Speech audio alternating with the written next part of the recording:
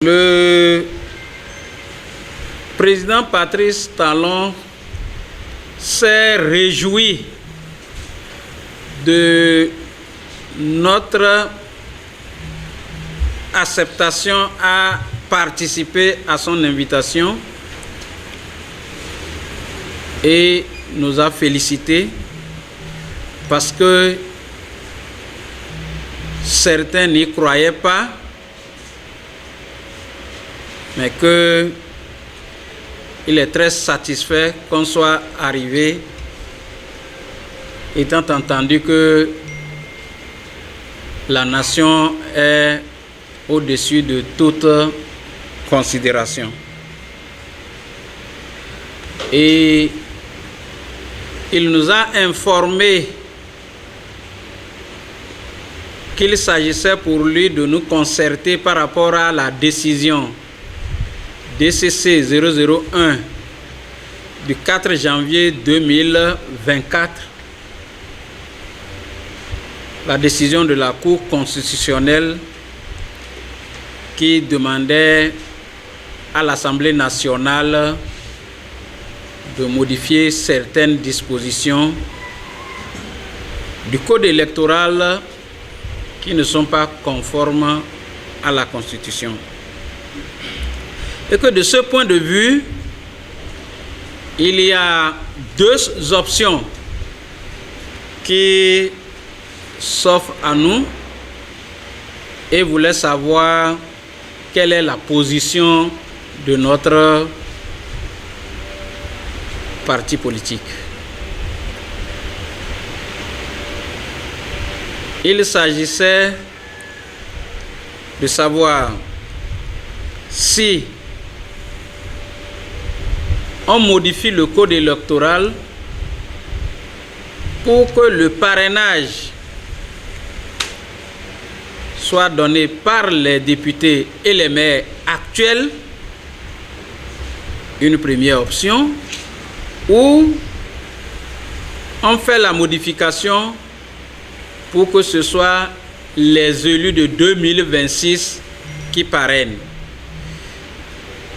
Il a enchaîné en disant que, de son point de vue, ce sont les élus de 2026 qui ont la légitimité de parrainer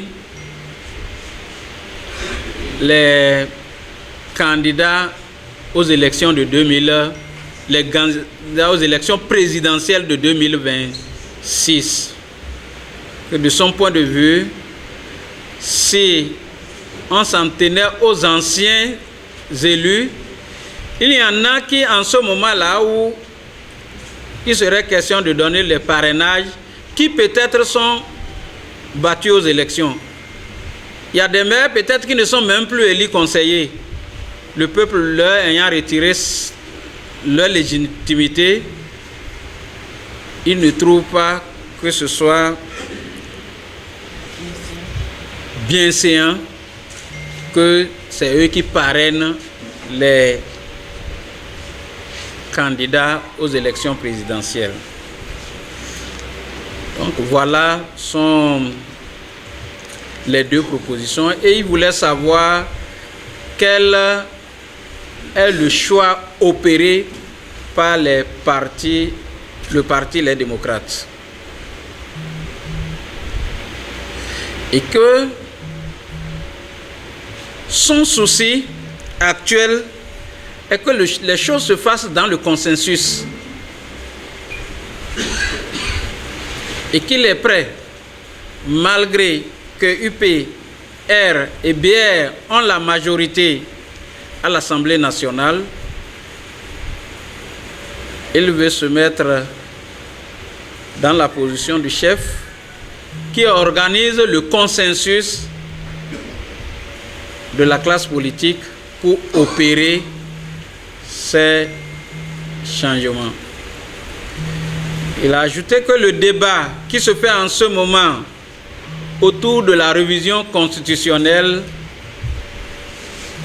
n'est pas son débat et que lui n'a jamais demandé et il ne demandera jamais la révision de la Constitution pour s'éterniser au pouvoir, et qu'il est prêt à quitter à tout moment le pouvoir. Parce que c'est lui-même qui a fait inscrire que nul de sa vie ne sera président pour plus de 2 mandats. Donc ce débat, que ça n'est pas son débat.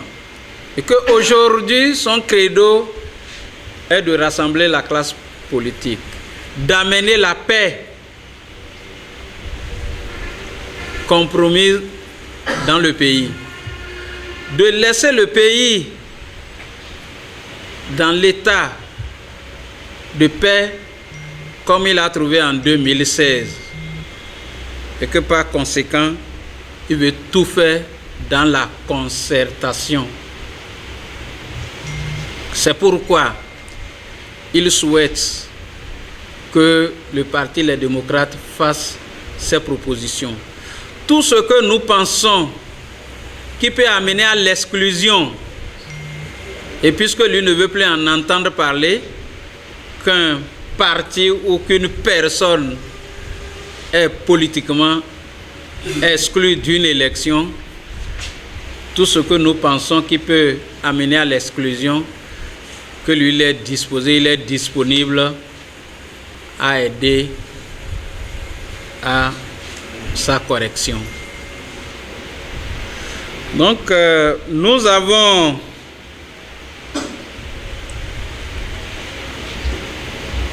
quand nous avons pris la parole et quand le président de la République nous a donné la parole, nous avons marqué notre accord avec lui en ce qui concerne le consensus national. Et nous avons rappelé que